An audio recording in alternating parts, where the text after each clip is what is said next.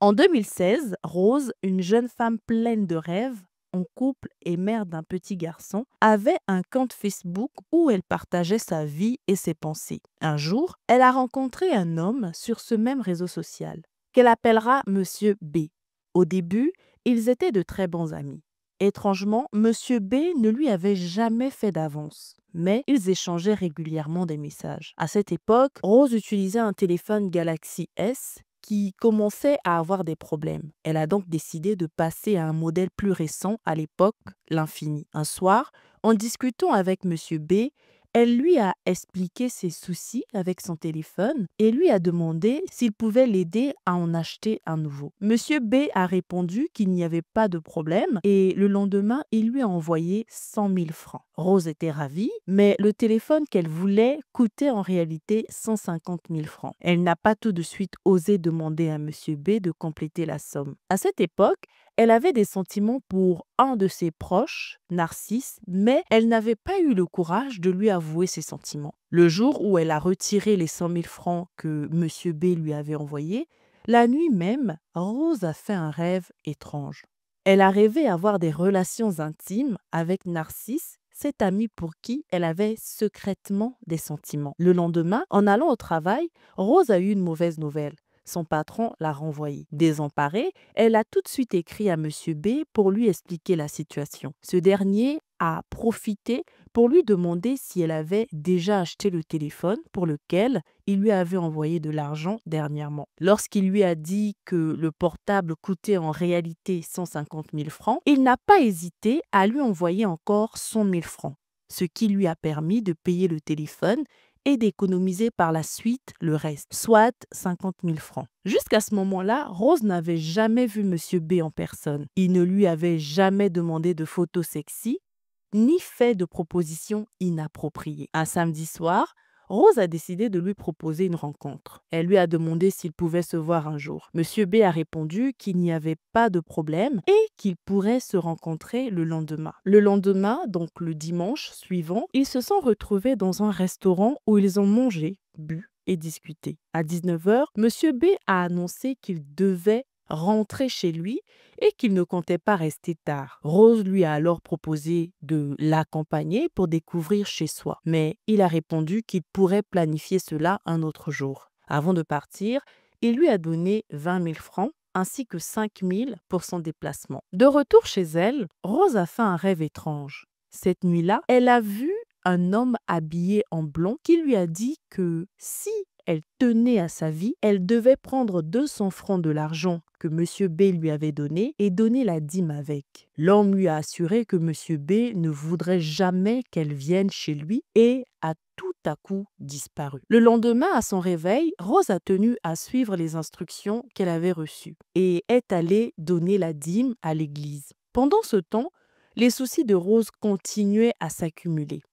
L'homme avec qui elle était en couple avait rompu avec elle parce que ses parents refusaient qu'il épouse une femme ayant déjà un enfant. Elle a continué à faire des rêves dans lesquels elle avait des relations intimes avec cet ami qu'elle aimait en secret. Malheureusement, dans cette même période, son petit garçon est tombé gravement malade et rien ne semblait aller pour elle. Après avoir rompu avec l'homme avec qui elle était en couple, les hommes qui l'ont draguée par la suite ne restaient pas après qu'ils aient eu des rapports intimes. Et en parallèle, alors qu'ils ne s'étaient plus revus depuis leur rencontre, Monsieur B continuait de lui envoyer de l'argent quand elle en avait besoin. Rose a dû faire face à cette situation pendant une année, souffrant de cette instabilité. Un soir, alors que son enfant avait une crise et qu'elle n'avait que 1 000 francs sur elle, elle a décidé d'appeler son ancien petit ami qui lui a recommandé un médecin. Elle s'est rendue chez le docteur et celui-ci a soigné son enfant. Après cela, il faisait nuit et sa maison était loin.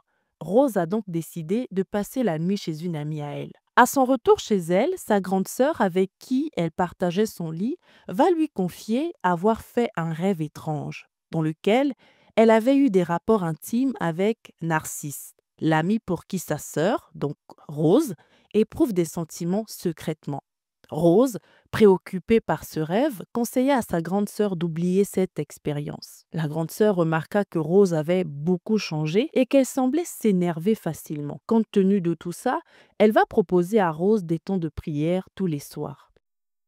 La jeune femme accepta, mais lorsqu'elle se rendait à l'église, sa colère grandissait, au point qu'elle préférait rentrer chez elle pour éviter de mal parler aux autres. Monsieur B ne répondait plus à ses messages sur Facebook, mais Rose continuait à avoir des rêves étranges dans lesquels elle avait des rapports intimes avec ce même Narcisse, cet ami proche pour qui elle avait des sentiments secrets. Une semaine avant la fête de la Pentecôte en 2017, sa sœur l'encouragea à ne pas manquer la veillée de prière à l'église. Les 2 premiers jours, elle pria sans problème, mais au 3e jour, elle commença à se sentir mal, ressentant des nausées qui l'obligèrent à sortir plusieurs fois pour vomir. Lorsqu'elle se leva une nouvelle fois, elle perdit connaissance et se mit à parler d'une voix masculine qui affirmait que Rose lui appartenait, qu'il allait détruire sa vie, qu'il ne la laisserait pas se marier et qu'elle était déjà enceinte de lui. Malgré les prières des autres, elle continuait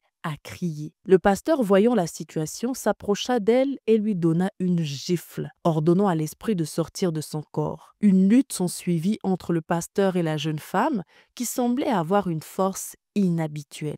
Le pasteur parvint finalement à la maîtriser et à l'attacher. Avant que l'esprit qui s'était manifesté dans le corps de Rose ne parte, il lui demanda de lui remettre certains objets présents dans sa chambre, affirmant qu'ils lui appartenaient et qu'il avait tout payé. L'esprit avait demandé plusieurs objets, tels que des mèches, de la pommade, un peigne, des chaussures, ainsi que des sous-vêtements et les perles qu'elle portait à la hanche, en affirmant que tout cela lui appartenait et qu'il avait payé pour. Un frère en Christ prit alors sa grande sœur et sa moto et ils se rendirent à la maison pour brûler tous ses vêtements. Le pasteur retira les perles de sa hanche et demanda à quelques personnes de les jeter. C'est à ce moment-là que l'esprit quitta son corps et Rose va décider de se raser la tête cette nuit-là. Depuis ce jour, elle ne porte plus de tresses, de vernis ni de maquillage. Par la grâce de Dieu, elle s'est mariée et est propriétaire de son propre maquis. Elle a été délivrée et depuis a donné sa vie à Christ. Fin de l'histoire. Sachez que ce genre d'histoire, ce n'est pas pour faire peur,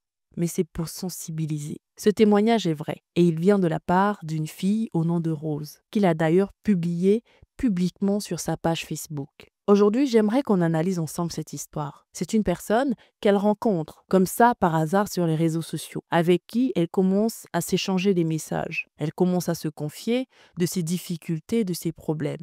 Ce dernier propose alors de lui venir en aide. Rose n'aurait jamais pensé que cet homme qu'elle avait rencontré par hasard sur Facebook lui ferait vivre un tel cauchemar. Surtout que cet homme n'hésitait pas à lui venir en aide lorsqu'elle en avait besoin. C'est après avoir reçu la première somme d'argent que ce monsieur lui avait envoyé, donc les 100 000 francs pour acheter son téléphone, qu'elle a commencé à avoir des rêves érotiques dans lesquels elle était avec un ami proche à elle qu'elle aimait secrètement. En effet, les esprits incubes et succubes prennent l'apparence d'une personne que vous aimez. Ce n'est pas normal de rêver d'avoir des rapports sexuels avec une personne. Aujourd'hui, il y a énormément de gens qui négligent ce genre de rêve.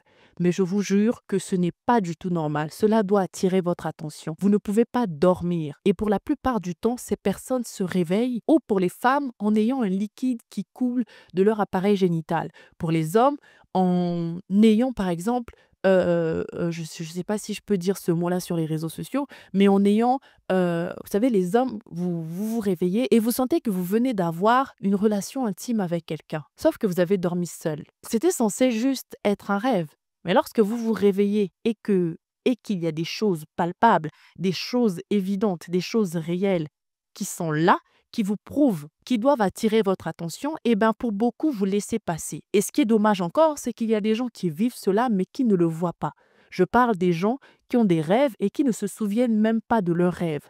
C'est encore plus dangereux. Les quelques signes qui doivent attirer votre attention sont les rêves érotiques, qui semblent réels ou pas, la masturbation, La plupart de leurs victimes, dans la vie réelle, aiment se masturber et n'arrivent plus du tout à s'en passer. Il y a les fausses couches à répétition. Vous pouvez être emmené à faire des fausses couches à répétition. Pour beaucoup d'autres, ça pourrait également être le dégoût des hommes ou des femmes qui vous désirent. Vous pouvez avoir un homme en face de vous qui vous aime, qui veut faire du sérieux avec vous, mais pour je ne sais quelle raison, vous êtes dégoûté de la personne. Il y a un célibat prolongé, ce qui est la suite logique du dégoût des hommes et des femmes. Il y a la perturbation régulière du cycle menstruel et vous pouvez aussi être emmené à avoir des rêves dans lesquels vous allaitez ou que vous accouchez. Je vous jure que des fois, quand je lis certaines choses, quand j'écoute certains témoignages et que je comprends certaines choses, je comprends à quel point le monde est assez mystérieux et qu'on ignore énormément de choses. Pour ce qui est de la situation, par exemple, de Rose, on a pu voir ensemble la malchance. Elle rencontrait des hommes avec qui, dès qu'ils avaient un rapport sexuel, il n'y avait plus moyen en fait de continuer la relation. C'était des hommes qui étaient tout de suite dégoûtés par elle et qui finissaient par partir. Beaucoup peuvent justifier cela, n'est-ce pas, et se dire, bah, on vit cela tous les jours. Dans le monde d'aujourd'hui, énormément d'hommes ou de femmes ne sont intéressés que par un coup d'un soir, par exemple, ou juste une relation passagère. C'est une réalité. Mais lorsque cela est également une conséquence spirituelle, ça devient encore pire. Et vous devez fermement également refuser cela. Bref, il y a également de fortes odeurs corporelles, il y a la stérilité. Ce mari de nuit, cet esprit, ne va pas vous laisser mener une vie normale dans la vie de tous les jours.